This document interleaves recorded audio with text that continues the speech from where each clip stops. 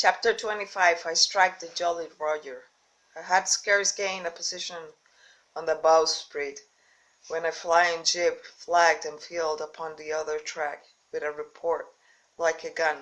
The schooner trembled and her keel under the reverse, but the next moment the other sails still droning.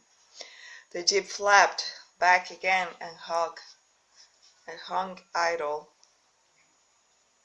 This had nearly tossed me off into the sea, and now I lost no time, crawled back along the bowsprit, and tumbled head foremost on the deck. I was on the lee side of the forecastle, and the mainsail, which was still drowning, concealed from me a certain portion of the after deck. Not a soul was to be seen. The planks, which had not been swapped since the mutiny, bore the print of many feet, and an empty bottle, broken by the neck, tumbled to and fro like a live thing in the scuppers. Suddenly the Española came right into the wind. The jibs behind me cracked aloud. The rubber slammed to. The whole ship gave me a sickening heave and shudder. And the same moment that the main boom swung inboard, the ship groaning in the blocks, and showed me the lee after deck. There were two watchmen, sure enough, red cap on his back, as he stiff as a handspike, with his arms stretched out like those of a crucifix, and his teeth showing through his own lips. Israel hands propped against the bulwarks, his chin on his chest, his hands lying open before him on the deck, his face as white under its stand as a tallow candle. For a while the ship kept bucking and sidling like a vicious horse, the sails filling now on the tack, now on another, and the boom swinging to and fro until the mast groaned aloud under the strain. Now and again too there will come a cloud of light sprays over the bulwark, and a heavy blow of the ship bows against the swell. So much heavier weather was made of it by its great rich ship than by my homemade low-sided coracle, now gone to the bottom of the sea. At every jump of the schooner, Redcap slipped to and fro, but what was ghastly to behold, neither his attitude nor his fixed teeth disclosing grin as was any way disturbed by this rough usage. At every jump, too, Hans appeared still more sinking to himself and settled down upon the deck, his feet sliding ever the farther out, and the whole body canting towards the stern, so that his face became little by little hid from me. And at last I could see nothing beyond his ear, and the fraud ringlet of one whisker.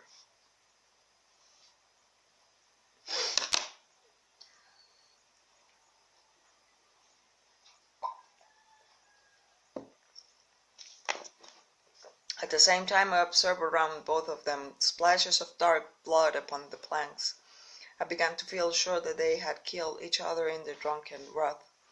While I was thus looking and wondering in a calm moment, when the ship was still, Israel Hans turned partially round, and with a low moan wrestled himself back to the position in which he had seen himself first, the moan which told of pain and deadly weakness, and the way which his jaw hung open went right into my heart.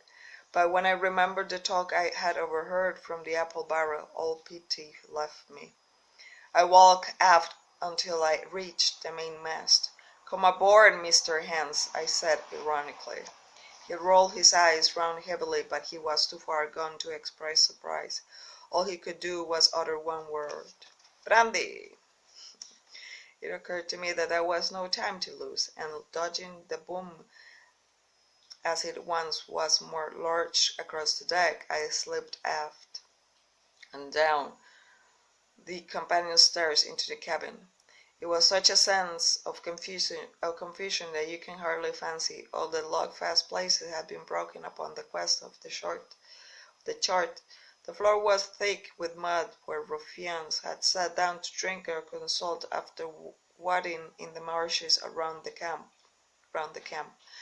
The bulkheads, all painted in clear white and beaded round with gilt, bore a pattern of dirty hands. Dozens of empty bottles clinked together in corners to the rolling of the ship. One of the doctor's medical books lay open on the table, half of the leaves gutted out, I suppose, for pipe lights. In the midst of all this, the lamp still cast a smoky glow, obscure and brown as umber. I went into the cellar, or the barrels were gone, and of the bottles a most surprising number had been drunk out and thrown away. Certainly, since the mutiny began, not a man of them could ever have been sober. Foraging about, I found a bottle with some brandy left. For Hans and for myself I routed out some biscuit, some pickled fruits, and a grand bunch of raisins and a piece of cheese. With this I came on deck, put down my own stock behind the rudder head, and well off the coxswain's reached, went forward to the water breaker, and had a good deep drink of water, and then, not until then, gave Hans the brandy. He must have been drunk a gill before he took the bottle from his mouth. "Eh," he said, "by thunder, but I wanted some of that."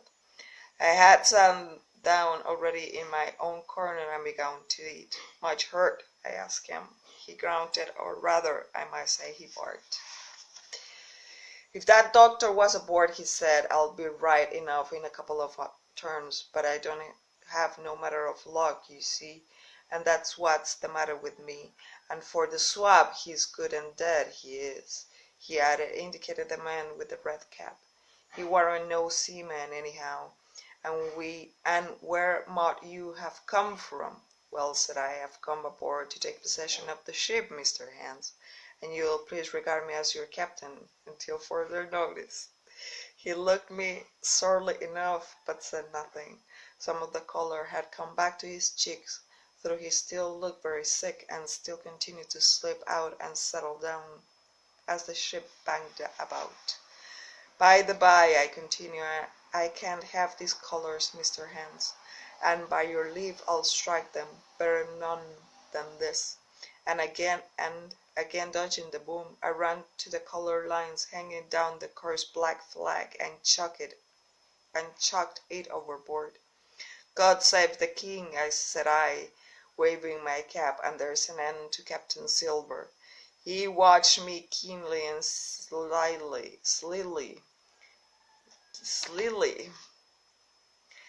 his chin all the while on his breast. "I reckon," he said at last, "I reckon, Captain Hawkins, you'll kind of want to get ashore now. S'pose we talks?" "Why, yes," said I. "With all my heart, Mr. Hans. Set on." And I went back to my meal with a good appetite. "This man," he began, nodding feebly at the corpse, "O'Brien were his name, a rank Irelander. This man and me got the canvas on her, meaning for sail her back. Well, he's dead now, he is, as dead as pickled. And who is to sail this ship I don't see without I gives you hint you ain't that man, as far as I can tell. Now look here, you gives me food and drink and old scarf and handkercher to tie my wound up, you do, and I'll tell you how to sail her, and that's about square all around, I take it. I'll tell you one thing," says I. "I'm not going back to Captain Kidd's anchorage. I mean to get into North Inlet and beat her quietly there." "To be sure you did," he cried. "Why, ain't sich an infernal lubber after all. I can see, can I? I've tried my flying, I have lost, and it's you has the wind of me. North Inlet? Why, I haven't no choice, not I. I'll help you sail her to the execution dock, by thunder, so I would."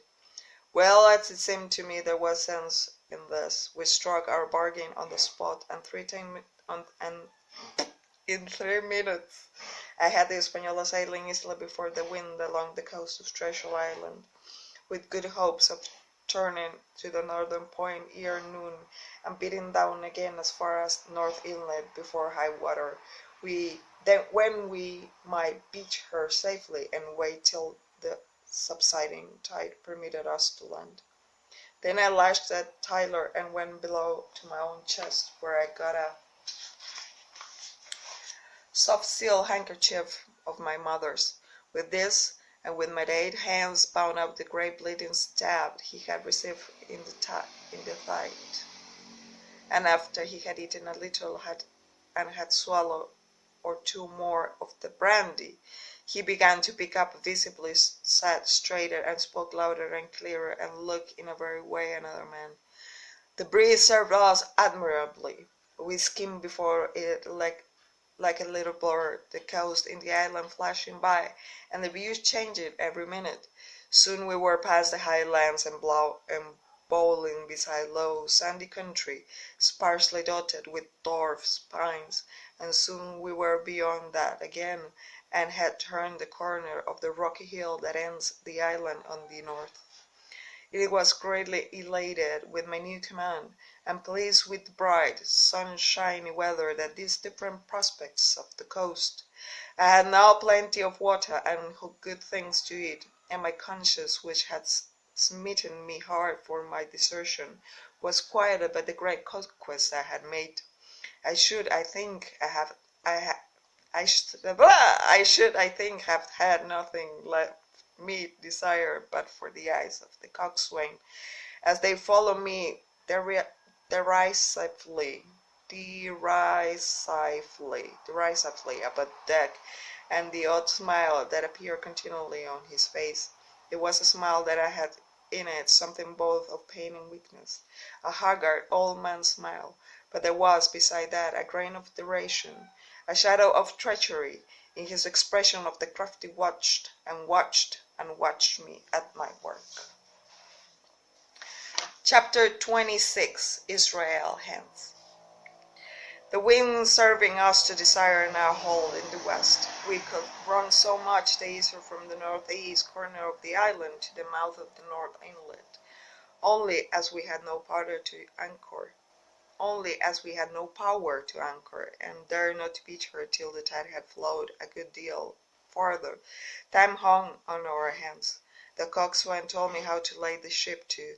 After a good many trials I succeeded, and we both sat in silence over another meal. "Captain," said he at length, with that same uncomfortable smile, "here's my old shipmate, O'Brien. Suppose you have him overboard. I am particularly as a rule. I don't take no blame for settling his hash, but I don't reckon him ornamental now, do you?" Ornamental.